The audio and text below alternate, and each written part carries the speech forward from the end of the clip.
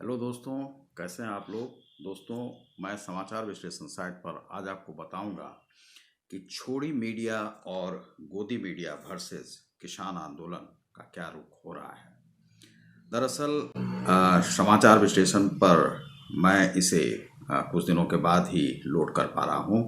दरअसल किसान आंदोलन का 30 दिन से ज़्यादा समय बीत गया है और अब तक इस किसान आंदोलन में कोई निर्णय नहीं निकला है और किसानों का यह कहना था कि जब तक प्रधानमंत्री नहीं आएंगे, आकर कुछ कहेंगे नहीं और गारंटी नहीं देंगे, तब तक हम लोग वापस नहीं जाएंगे। 6 माह का वो लोग अनाज लेकर आए हुए थे। तो कुछ लोगों ने, जो कि राष्ट्रवादी तत्व नहीं है, और वे चाहते थे कि नरेंद्र मोदी के खिलाफ में कुछ लोग इस प्रकार से सड़कों पर आए जिससे कि इस सरकार का विरोध हो और ये सरकार जो भी CAA एक्ट वगैरह कश्मीर के विरोध में और कश्मीर पाकिस्तान का जो विरोध करती है यह सरकार, उसके भी विरोध में ये लोग आए और नरेंद्र मोदी को डराने का प्रयास करें। यही इसमें सामने आ रहा था और इसी कारण से किसान आंदोलन को यहाँ पर जन्म दिया गया। दरअसल अभी तक इस प्रकार की कोई योजना सरकारों द्वारा नहीं बनाई गई थी कि किसानों को कुछ मुआवजा मिले। आत्महत्या की घटनाएं घटती रहती थी, कोई सरकार उस पर अपना सुध लेने के लिए तैयार नहीं थी, जिसमें कि कांग्रेस पार्टी, जो कि लगभग 55 साल से 60 साल तक इस देश में राज करने के बाद भी वह किसानों के लिए किसी भी प्रकार का इस प्रकार की योजना नहीं ला सकी जिससे कि देश में किसानों की खुशहाली आ सके। उसके बाद जो NCP में अभी जो शरद पवार हैं, शरद पवार भी किसान के मंत्री रह चुके हैं, कृषि मंत्री रह चुके हैं। उन्होंने भी इस प्रकार की कोई योजना नहीं लाई थी, केवल बातों में और फाइलों में ही बात दबकर रह जाती थी। लेकिन अब उन लोगों ने मिलकर किसानों को भड़काना शुरू कर दिया और इसमें ममता बनर्जी की सरकार और कुछ पीछे पीछे लगे हुए जो अरविंद केजरीवाल जी हैं, उनकी सरकार और महाराष्ट्र की सरकार, पंजाब की सरकार और राजस्थान की सरकार, ये लोग जो विरोधी पार्टी सब हैं और विपक्ष में बैठे हुए हैं, उन लोगों ने किसानों के माध्यम से नरेंद्र मोदी सरकार को डराने का प्रयास किया और नरेंद्र मोदी की सरकार वास्तव में अंत में यह कह दिया कि इस कानून को वापस नहीं लिया जाएगा। इस कानून को वापस लेने करने के लिए तैयार है, लेकिन बात मुद्दों पर होगी, तर्क और तथ्यों पर होगी। साथियों, हम देश के अन्नदाता को उन्नत करने के लिए हर संभव प्रयास कर रहे हैं। जब आपकी उन्नति होगी तो पूरे राष्ट्र की उन्नति तय है। सिर्फ आत्मनिर्भर किसान ही आत्मनिर्भर भारत की नींव डाल सकता है।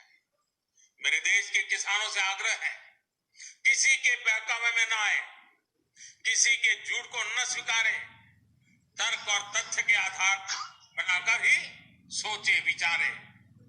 और फिर एक बार देश भर के किसानों ने खुल करके जो समर्थन दिया है, ये मेरे लिए अत्यंत संतोष और गर्व का विषय है। मैं आपका बहुत आभारी हूं। एक बार फिर से करोड़ों किसान परिवारों को PM किसान सम्मान निधि के लिए मैं आपको बहुत बहुत बधाई। बात करने के लिए तैयार है, लेकिन बात मुद्दों पर होगी, तर्क और तथ्यों पर होगी। साथियों, हम देश के अन्नदाता को उन्नत करने के लिए हर संभव प्रयास कर रहे हैं।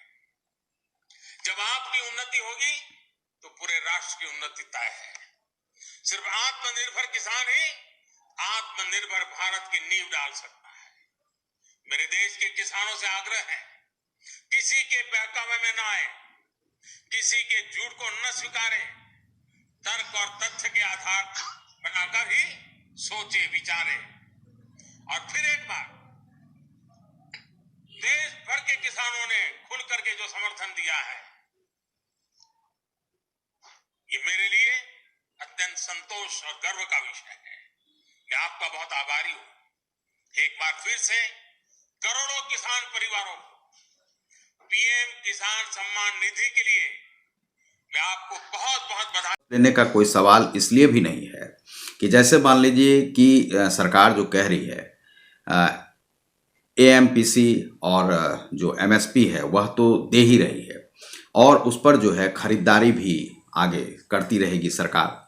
तो जब खरीदारी कर ही रही है और उसमें कहा जाता है कि 6% तक की खरीदारी अब तक होती रही है और वे किसान चाह रहे हैं कि 100% तक की खरीदारी हो, लेकिन इसमें ये सभी विरोधाभासी मांग है और जो किसान इसमें जो विरोधाभासी यह मांग उठा रहे हैं कि मंडियों को एक तरफ कह रहे हैं कि ख़त्म नहीं किया जाए, बाज़ारों को ख़त्म नहीं किया जाए, दूसरा है कि वे चाहते हैं कि एमएसपी पर भी जाए। यदि मंडियों में वह सामग्री नहीं जाएगी, अनाज नहीं जाएगा, तो एमएसपी का फिर किसी भी प्रकार से वह एक और वे कहते हैं कि एमएसपी पर खरीदारी हो, दूसरी ओर कहते हैं कि बाज़ार भी ख़त्म नहीं हो और मंडियों में जो मंडी का जो भाव है वह भी ख़त्म नहीं हो, यानी कि दलाली भी चलती रहे और एमएसपी भी मिलती रहे। यह हर प्रकार से किसान चाहते हैं कि उनका ही फ़ायदा हो, सरकार किसी प्रकार से वही किसान और कृषि और अनाज खरीदारी में ही लगे रहे, पैक्स वगैरह में ही वह खरीदारी होती रहे। यह मांग विरोधाभासी है क्योंकि एएमपीसी यदि दी जाती इस बात पर हम कोई आंच नहीं आने। पिछले दिनों अनेक राज्य, और ये बात समझनी होगी, अनेक राज्य, चाहे असम हो या इधर राजस्थान, जम्मू कश्मीर हो, ऐसे कई जगह पे पंचायतों के चुनाव हुए। इनमें प्रमुखतया ग्रामीण क्षेत्र के लोगों को जाती है। मान लीजिए कि मंडियों के लिए सरकार ने गारंटी दे दी है कि उसे ख़त्म नहीं किया जाएगा, जिसे चाहिए वहाँ पर बेचना है बेचिए। अब सरकार जो है बाज़ार का भी रेट तय नहीं कर सकती है और जो मंडियां हैं उसका भी रेट तय नहीं कर सकती है, जो सूदखोर हैं उसका भी रेट तय नहीं कर सकते हैं किस रेट में, क्योंकि इस बार जो देखा गया है कि धान की जो खरीदी की गई है वह 900 से 1100 रुपये में खरीदारी की गई। हमारे साथ रहने वाले जो किसान हैं उन लोगों ने 900-1100 रुपये के आसपास ही लगभग हमारे 8 बीघा से ज़्यादा ज़मीन पर वह धान वगैरह को बेच दिया है और वह हमें जो मूल्य जो दिया जा रहा है वह कहा जा रहा है कि पोल्ट्री और डेयरी सेक्टर को मिला है। हमारे किसानों की सेवा में जब बहुत सी कंपनियां व्यवसाय के कई तरह के प्रतिस्पर्धी रहेंगे तो उन्हें अपनी उपज का ज्यादा दाम भी मिलेगा और बाजार तक उनकी बेहतर पहुंच भी संभव होगी। कि हमने 900 रुपये में ही बेचा है इसीलिए आपको 900 रुपये ही प्राप्त होंगे। अब इस प्रकार से जो हमें जो प्राप्त हो रहा है, तो उन्हें किसने कहा था कि आप पैक्स में नहीं बेचिए, तो पैक्स में बेचने में अभी समय लग रहा था, इसीलिए उन लोगों ने खुले बाजार में जो एक चौधरी हैं, चौधरी नाम हीरा चौधरी नाम के हमारे गांव में उन्होंने उन्हें बेच दिया है। 900-1100 रुपये से ज़्यादा वह जो है खरीदी का मूल्य नहीं मिला है और इसमें जो हमारे साथ जो लगे हुए जो मजदूर वगैरह हैं और जो बटाईदार वगैरह जो काम करते हैं वे लोग इस प्रकार से खरीदी करने के बाद जो बिक्री कर दिया है हमारे ही अनाज को और हमें जो मूल्य दिया जा रहा है वह 900 रुपये के ही आसपास दिया जा रहा है। यह है बाजार की स्थिति। और जो एमएसपी जो है, एमएसपी का मूल्य आपको तब तक नहीं मिल रहा है कि जब तक कि आप पैक्स में या सरकार की जो रेट तय है उसके लिए थोड़ा सा इंतजार करें। बिहार इसी कामना के साथ आप सभी का बहुत बहुत आभार, धन्यवाद। बिहार में कहा गया कि 24 घंटे में वह पेमेंट कर दिया जाएगा, लेकिन यहाँ पर वह संभव नहीं हो पाए। एक और चुनाव हुआ था, चुनाव के बाद तुरंत से पैक्स को खोलना संभव नहीं था, तो वह नहीं खुला है। अब इसमें जो मीडिया का जो कर्म है, तो मीडिया में कुछ ऐसे पत्रकार, चाटुकार पत्रकार बैठे हुए हैं जिन्हें कि छोड़ी मीडिया भी कहा जा सकता है और उसे आप इस प्रकार से मान सकते हैं कि हरियाणा में कहा जाता है क्यों भाई छोड़ी क्या कर रही है। इस प्रकार की जो छोड़ी मीडिया है, जिसे कि आप पीत पत्रकारिता कह सकते हैं, वे लोग जो बिके हुए पत्रकार हैं वे नरेंद्र मोदी की इच्छा शक्ति पर प्रश्न चिन्ह लगा रहे हैं। और कुछ जो नरेंद्र मोदी के पक्ष में बोलने वाले पत्रकार हैं, जैसे चाहे मान लीजिए कि हम लोग हैं, तो हम लोग चूंकि जानते हैं कि किसानों की क्या स्थिति है, इसीलिए यह जो एक्ट लाया गया है इसे यह नहीं कहा जा सकता है कि जो नरेंद्र मोदी की इच्छा शक्ति किसानों के प्रति अच्छी नहीं है, यह नहीं कहा जा सकता है। नरेंद्र मोदी ने यह बहुत ही सोच समझकर यह एक्ट लाया है। इसमें सुधार की यदि गुंजाइश है तो किसान की बात को मानने के लिए सरकार तैयार है, लेकिन किसान चाह रहे हैं कि वह खत्म किया जाए, और यह कांग्रेस का छोड़ के और किसी का डिमांड हो नहीं सकता है। और वे जो पत्रकार हैं जो कि विदेशी मुद्रा पर खरीदे हुए जो पत्रकार हैं, जहां पर कि चाइनीज धन आता है, जहां पर कि पाकिस्तानी धन आता है, इस्लामिक धन से जो काम करते हैं और इस्लामिक समाचार को, आईएसआईएस के समाचार को बढ़ावा देते हैं, कम्युनिस्ट के समाचार को बढ़ावा देते हैं, वे जो पत्रकार हैं वे चाहते हैं कि देश में ऐसी ही स्थिति बनी रहे, सड़कें जाम रहे, यहाँ की प्रगति रुकी रहे।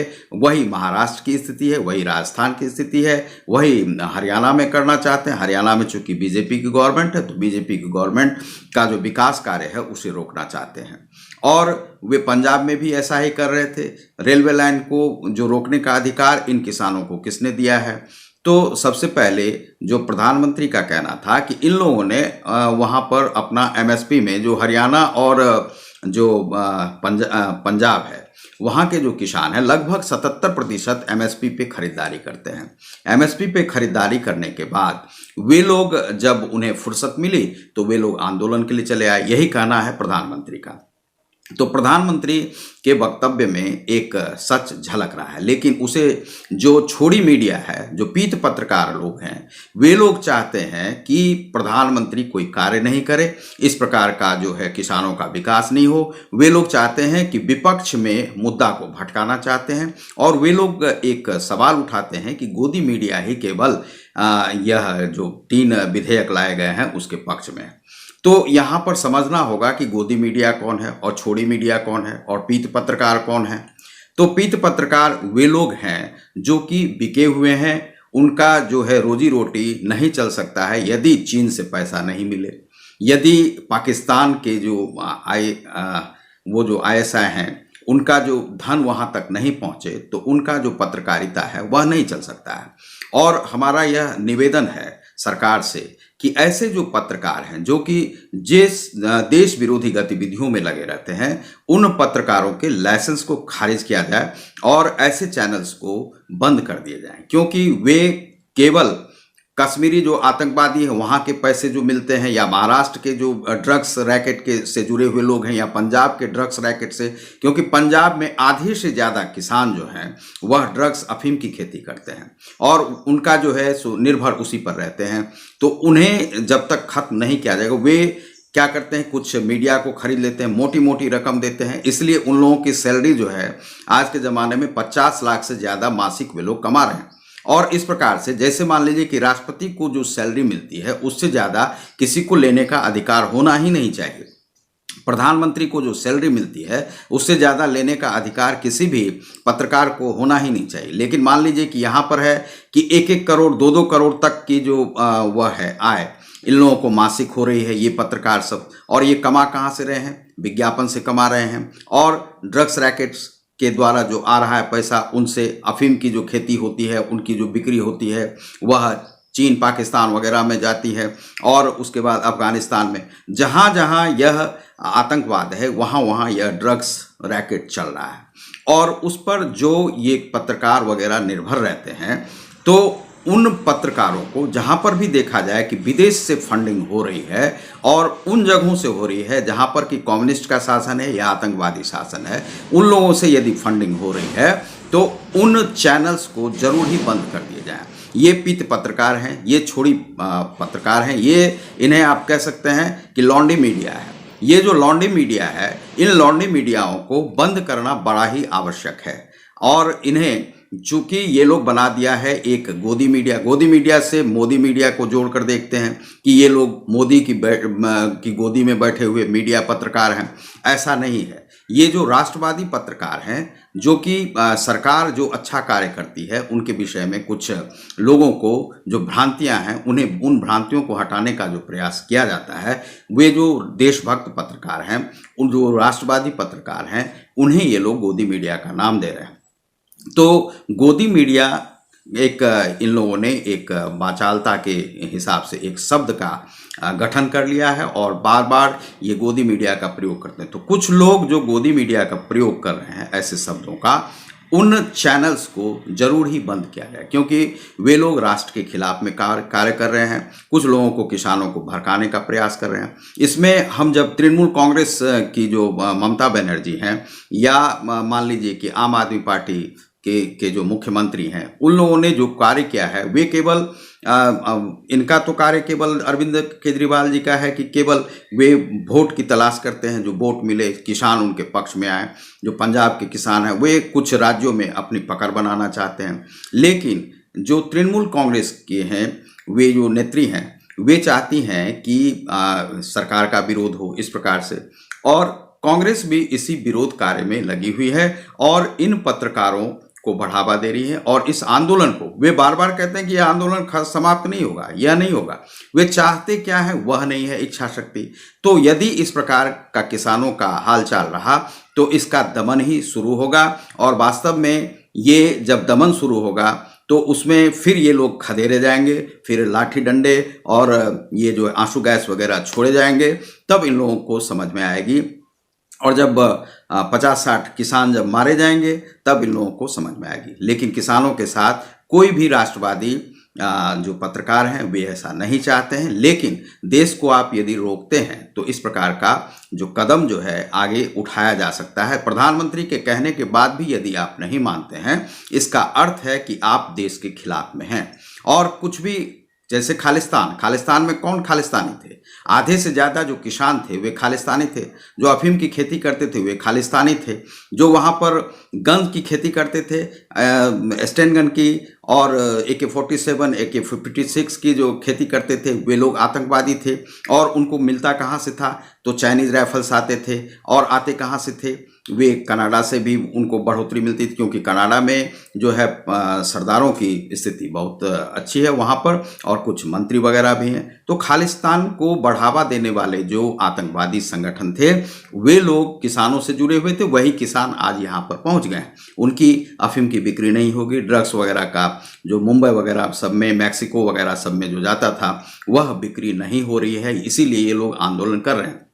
यदि ये सीधे साधे किसान होते तो आज जब प्रधानमंत्री के कहने के बाद भी ये लोग वापस चले जाते, लेकिन ये जा नहीं रहे हैं। इसीलिए जो यह गोदी मीडिया की जो बात की जा रही है, तो वे वैसे ही पत्रकार कर रहे हैं जो पीत पत्रकार हैं, जो बिके हुए पत्रकार हैं, जो छोड़ी पत्रकार हैं, जो लौंडी पत्रकार हैं। इन पत्रकारों को जरूर ही इनके चैनल को बंद करना चाहिए, क्योंकि ये चीन से आए हुए धन का उपयोग करके ये पत्रकारिता करते हैं। पाकिस्तान के आतंकवादी संगठनों से जो धन आते हैं, मुहैया करवाए जाते हैं, उनके ऊपर जो उनके आका बैठे रहते हैं, वे लोग पैसा खाने वाले रहते हैं, जो कि हिंदुस्तान के अंदर में चाहे वह कम्युनिस्ट से जुड़े हुए जो पार्टियां हैं, उनसे पैसे आते रहते हैं, उनसे उनका चैनल चलता है। ऐसा नहीं है कि पार्टियों को चलाने का अधिकार नहीं, लेकिन फंडिंग्स जहाँ से विरोध में, सरकार के विरोध में इस प्रकार की गतिविधियां चले और कोई देश में भलाई का कार्य नहीं हो, तो वे पत्रकारिता नहीं है। उन्हें चाहिए कि जो देश में अच्छे कार्य हो रहे हैं उनके भी पक्ष में उन्हें जरूर ही विरोध आप कीजिए। विरोध के लिए यहाँ पर विरोध नहीं है, विरोध आप कर सकते हैं, लेकिन विरोध हो देश के हित में हो, तो यह बर्दाश्त नहीं किया जाएगा यदि देश के हित में नहीं है। और जो राष्ट्रवादी पत्रकार हैं उन्हें आप गोदी मीडिया, यानी कि आप उन्हें बताते हैं कि वे बिके हुए हैं। बिके हुए हम कहीं से नहीं हैं, और हम भी बता रहे हैं कि आज तक जो हमने किसी भी सरकार से कोई धन नहीं लिया है, एक पैसा हम नहीं जानते हैं किसी भी सरकार का, चाहे वह कांग्रेस हो या कुछ। कांग्रेस तो हम लोगों को पत्रकारिता करने ही नहीं देती थी, लेकिन हम फिर भी लिखते रहे हैं। और हमारा जो संगठन है, चूँकि ईमानदारी से चलते हैं, मजबूत हैं, और हमारे पीछे बहुत सारे लोग हैं, इसीलिए हम चल पाते हैं और देश को बना पाते हैं। तो इसीलिए जो पत्रकार, पीत पत्रकार हैं, लौंडी पत्रकार हैं, वे लोग गोदी मीडिया की यदि बात करेंगे तो उनके चैनल को बंद किया जाएगा। यह सरकार से मेरा निवेदन है। बहुत बहुत धन्यवाद। आप देख रहे हैं हमारे समाचार विश्लेषण साइट को। आपने यदि RK सुमन के समाचार विश्लेषण साइट को सब्सक्राइब नहीं किया है तो लाइक और सब्सक्राइब करें। बहुत बहुत धन्यवाद।